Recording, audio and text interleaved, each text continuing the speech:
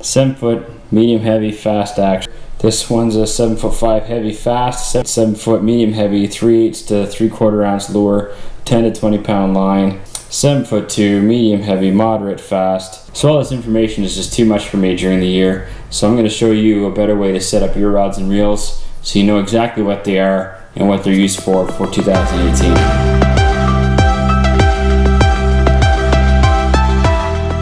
Okay, the 2018 season is finally here. The ice is starting to come off the lakes and rivers, so pretty soon we're going to be able to get out and get some fishing done. It's also a good time to give the boat a shake down. So I've got some rods and reels laid out in front of me on the table. I've also got some of my other setups in behind me against the wall. What we're going to talk about today is basically anything that you're going to have to do to set your rod and reel up for fishing for 2018, because you might have bought yourself some new gear over the winter time. So one of my new rods for this year is going to be this Carat 6 6'9". This is a medium heavy fast setup right now with a burner 7 to 1 ratio from Quantum.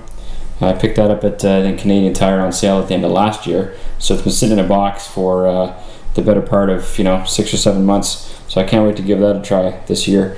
But in organizing my stuff, every year I break down all my rods and my reels. I take all my rods and reels basically apart, trying to get other combinations set up. Maybe I have a favorite reel that was on a different rod that I'm not using as much. So I try to keep track of what I use. Beginning of the season, I take some notes, and just a bunch of notes there on both my rods and my reels. Break them down by rod name, the length, the type, and then what reel is going to be set up on it, or what reel it can take. And then on the reverse side of that, I'll set up the same list. I'll name all my reels, including the new ones. Maybe I have an old one that's got a crack, like this Pflueger is going to be coming off of this. This is my spinnerbait rod. This Pflueger is going to be coming off of this because it's got a crack in it. How I came about building my setups is there was an article on Scout.com in 2011 on basically like the 6 most common rod and reel setups for bass fishing.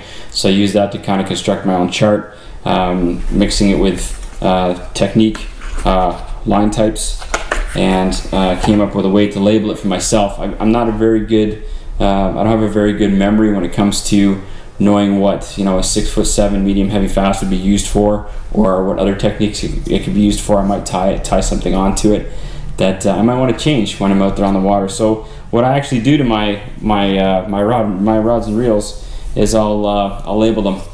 So this one here, this is one of my Berkley Emotion Series rods. It's nice because it's got the information printed right on the handle. So this particular one is my 6'10" heavy extra fast. But what I really want to show you here is how I label them. So I take a label maker and I label all my stuff. That way, when it's in the rod locker and it's got a rod sock on it, I can tell which rod and reel it is basically right away and what I'm going to be using it for. Some technique specific rods, like I know this is just a spinnerbait buzzbait rod. This one's a 7 foot. Is listed as a 7 foot spinnerbait medium heavy action, 10 to 20 pound test, 3/8 to 1.5 ounce. So this is for throwing some of those heavier baits and heavier spinning and buzz baits. But I still managed to label the bottom of that one too, just because I know exactly what it is when I'm looking at it.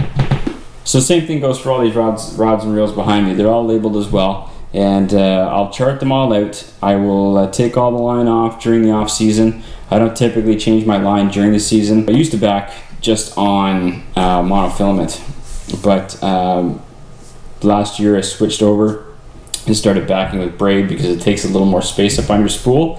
That way you can use a little bit less line for whatever technique you're using. So obviously, like this my spinnerbait buzz setup would be backed by braid and then a monofilament up top, and I think that's a perfect setup for me personally. It might not be for you. So I'll show you a picture of my chart. This is what my chart looks like at the beginning of the year based on the notes that I made. And then there's all sorts of information online as far as technique, line types. What I mean by type is you want to look at the type of line, what it's made out of, as well as the weight that it's rated for. So another big reason why I tend to take all my stuff apart at the beginning of the year over the winter time to get ready for the next season is because it's a good opportunity for you to take some of your reels apart, clean them, oil them, make sure there's nothing wrong with them, no loose parts or anything. You can tighten all that stuff up. That way, when you're go to start the year, you don't have to mess around with any of that stuff, especially when you're out on the boat. When the first thing you want to be doing is fishing. You don't want to be screwing around with your rods and your reels out there too much, other than catching fish, obviously. I hope you enjoyed the video. I hope you can use some of this stuff as a guideline to set up your own rod and reel combos for 2018. I know when I was starting out bass fishing, I know I would have liked something a little more up to date. So hopefully this helped you. If it did, subscribe to my channel. I'm going to bring you lots of stuff over the course of the season, including my triumphs and failures on the Shootout Series, which I'll be fishing here in Ontario. It's a series of 12 events with a championship in September, a 2-day championship classic. I'll leave a link in the description below for the website. It's a great series. Hope to see you on the water, and good luck 2018.